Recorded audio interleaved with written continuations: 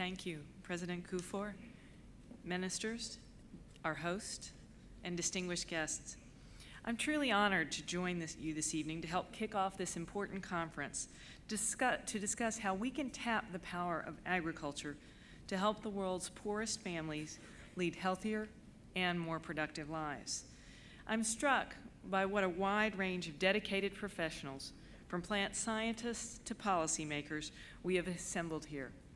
Such a diverse gathering is a reminder that improving the nutrition of the world's poor is a complex problem with no simple solution.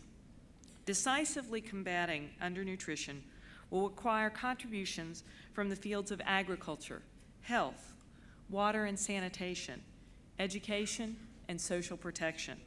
It is my hope that this conference will foster greater collaboration between our areas of expertise and help us find solutions to the world's nutrition challenges.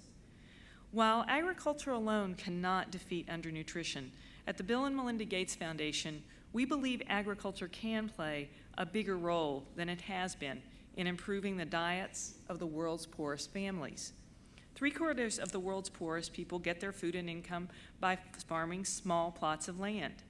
If we can make smallholder farmers more productive and more profitable, we can have a massive impact on hunger, poverty, and nutrition. Agriculture and nutrition are part of a virtuous cycle. Not only does increasing agricultural productivity improve the health of the smallholder farmers through better nutrition, but healthier smallholder farmers are also more productive. It is no surprise that a recent study shows that countries which pursue pro-agricultural policies have faster reductions in their stunting rates. Agricultural productivity has not only raised incomes, it has also reduced food prices, making it easier for the world's poorest to feed their families. And yet, while agriculture has done so much to combat malnutrition and undernutrition, we believe it can do much more. It's not enough for us to just increase the quantity of food available to the world's most vulnerable. We must also improve the quality of their diets by ensuring they have access to diverse and nutritious foods. Over 2 billion people in the world still suffer from poor nutrition. Many countries with impressive gains in agriculture and economic growth have not experienced the full benefits of improved nutrition. India's tremendous economic achievements and dramatic increases in food production, for example, have not allowed it to break free from the challenges of chronic undernutrition and malnutrition among its poorest citizens. I'd like to share 3 examples of how the Gates Foundation is working to realize agriculture's full potential to overcome these nutritional challenges. First, through our work with Harvest Plus, we are supporting a game-changing effort to increase the levels of vitamin A, zinc, and iron in staple crops widely grown and consumed by people. By breeding higher levels of these vitamins and minerals into 7 key crops, beans, cassava, maize, pearl millet, rice, sweet potato, and wheat, Harvest Plus aims to improve the nutrition of millions of poor in rural Asia and Africa. The first high vitamin A sweet potato bred in Africa has been readily adopted by about 500,000 farming families over the last decade, helping them to improve the health of their children. And over the next 3 years, Harvest Plus plans to release 4 more improved crops. But we know that more nutritious crops are only beneficial if the world's poorest farming families have enough land and support to grow them.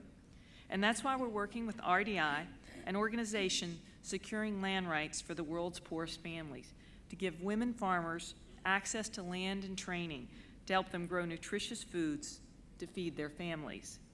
By 2013, RDI is on track to help 200,000 women farmers in West Bengal and Odisha become legal landowners, giving them the opportunity to grow homestead gardens that can help them build better, healthier lives for their families. At the same time, we recognize there's a lot we still don't know about the links between agriculture and nutrition.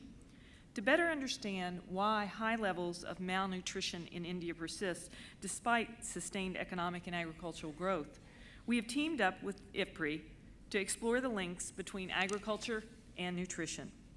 This initiative is promoting platforms where agriculture experts, nutritionists, and other partners can address key knowledge gaps and drive changes that will accelerate the reduction of undernutrition here in India.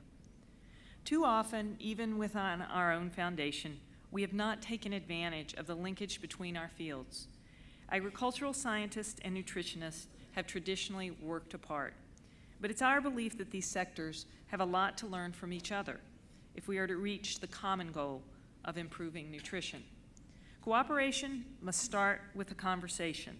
I challenge all of you to use this conference to knock down the walls that separate your fields, share knowledge and insights, and build new bridges that will lead us to better, healthier lives for the poor. There's a saying we take to heart at the Foundation: if you want to go fast, go alone. If you want to go far, go together. It's the goal of this gathering to go far together. So let the conversation begin. Thank you.